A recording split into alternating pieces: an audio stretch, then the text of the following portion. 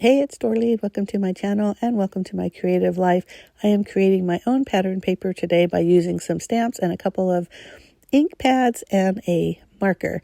Now, the first thing I usually do when I'm making my own pattern paper is I usually use the largest stamp and stamp it in the middle and then continue outside. For some reason, I start at the corner, which is fine because it all worked out. And I'm going to do some fill in with the smaller flower and also with a little polka dots that are part of the kit or the stamp set as well. And then I'm going to go back because the larger flower is a two-part stamp, and I'm going to use that purple or lavender lace color and then stamp all in the middle of all the larger flowers. And then I'm going to use an alcohol marker to put some yellow in the middle of the smaller flowers. And I'm going to color real messy, just kind of putting strokes of color. But I love the way this looks, and I believe you will too. But isn't that so pretty? So fun. I'm actually out of town here, and I'm always bring a little crafty stuff. So this is what I did. Then when I got home, I decided, okay, I got to do something with this, right? So I cut a piece, because this is a 5x7 piece of cardstock right here. So I cut a piece at 3 3/4 and then again by 5 because I cut it on the 7-inch side. So basically I just cut it in half. And then I wanted to cut this just like at a diagonal. Now, the biggest thing I did, or the oops I did, is I really should have sliced that underneath the right side, the upper right side corner, because you'll see in just a minute when I place it on the card base that it looks a little wonky because I should have, the corner's not there, if that makes any sense, but you'll see it in just a minute. I did decide to mat it on a smaller piece of white cardstock instead of directly on the card base, just to give it a little bit of dimension.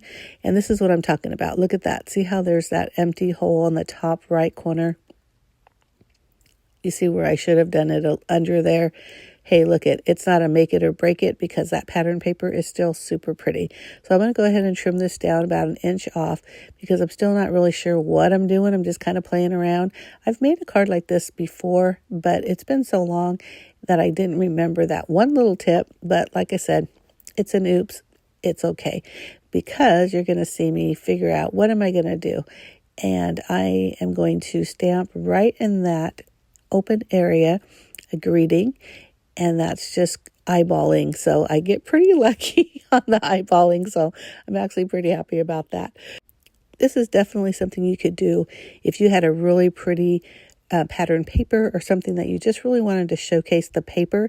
Really actually pretty easy as well. So again, just make sure that when you slice that diagonal, you go underneath that top right corner, and then just randomly cut, diagonally, and you'll be good to go. So once I put this all down, I'm just kind of eyeballing the placement of the different pieces. Now, of course, when I was doing this, I realized that the sentiment was just a little bit lower than I wanted it. So I'm going to re-stamp it. And I got pretty lucky again.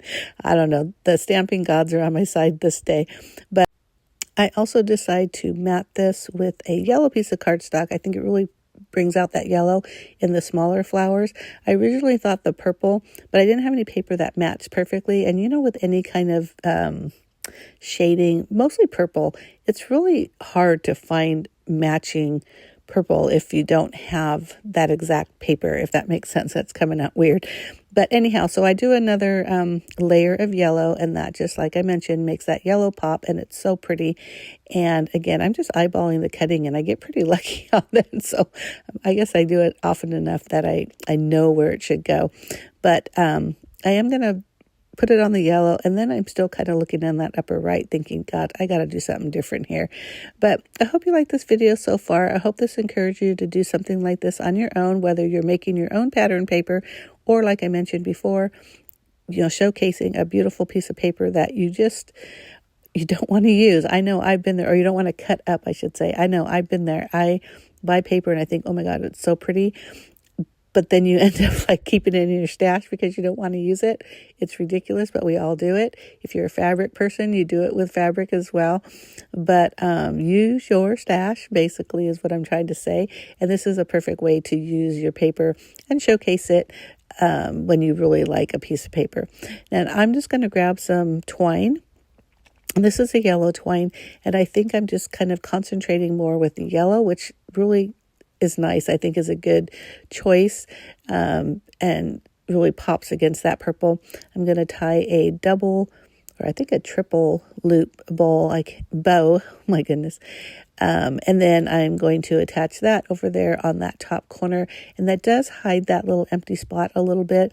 And, like I was saying earlier, I saw that was an oops, but I wasn't going to stop. And this is an easy way to cover, even if you had like a bigger, thicker ribbon. I don't use a lot of ribbon in my crafting, which I don't know because I have ribbon. You know how that is. We buy the stuff and then we don't use it.